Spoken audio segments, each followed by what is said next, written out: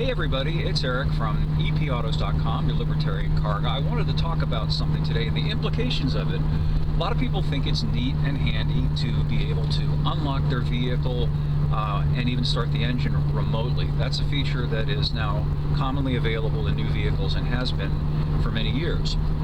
But I wonder whether they've stopped to consider that if they can do those things, if they can unlock their car remotely, start the engine remotely, well, somebody else could too.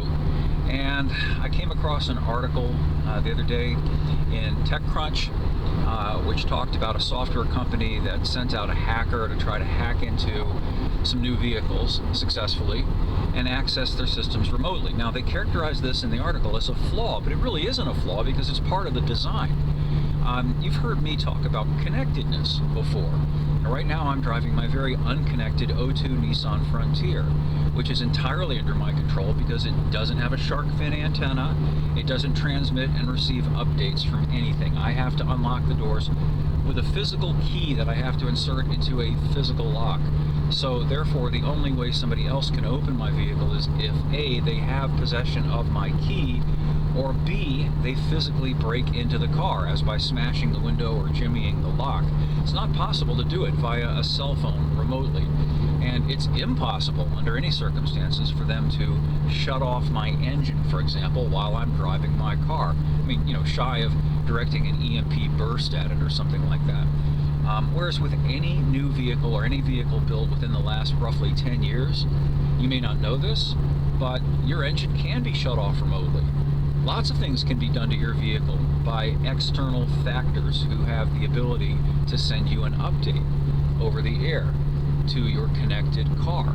And a lot of the things in your car are actually not connected, which is kind of an interesting thing. You hear this connectedness stuff a lot. Well, right now, as I'm driving my truck, my hand would be physically connected to my manual transmission gear lever, so I have complete control over my manual transmission. When you move the selector in your automatic equipped late model car from park to drive, you're not connecting to anything. You're not connecting to the transmission, not in a physical sense. It used to be that when you pulled on the gear selector level, there was a cable or some other form of mechanical linkage that moved the transmission from park to reverse to neutral drive and so on. Now all you're doing is telling a sensor, which tells the computer, and the computer then puts the transmission into drive from park. And it's the same with the throttle. Right now, my foot is on the gas pedal, and it actually is accurate to call it a gas pedal because when I push down on it, I'm pushing on a cable,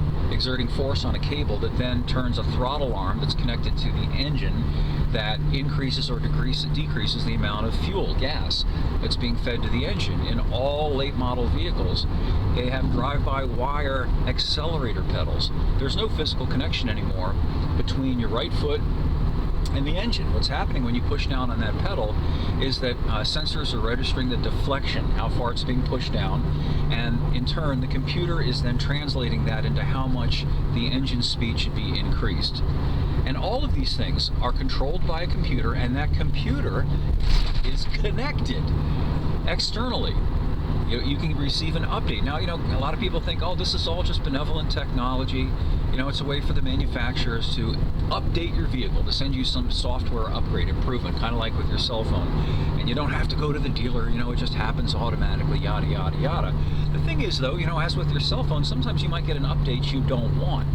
And I think the more sinister thing underlying all of this is that they could at any time decide to really give you an update, as in your vehicle doesn't work anymore, or its speed is limited to such and such, or the number of miles it can be driven, all these sorts of things. Those are all technologically possible with these connected cars. And I'm a little bit creeped out, to circle back to where this little monologue started, with the idea that somebody else could just hack into my car and unlock it, could start the engine, could do God only knows what, access its hard drive. Keep in mind too, you plug your cell phone into the vehicle thinking, oh, I'm just going to play my music, I'm just going to get a charge. Well, it's actually more than that.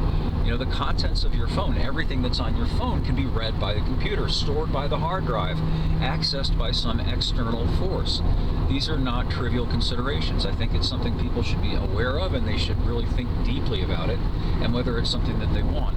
Anyway, I'm going to have an article up at EPautos about this later today. You might also be interested in the article I've got about Rivian, and I may post another video about that.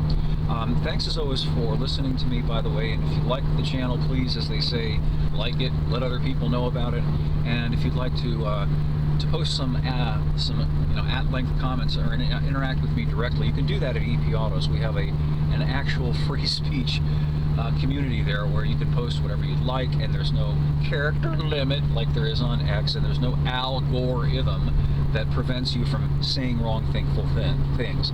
So that's all I've got for now. We'll have more for you again soon.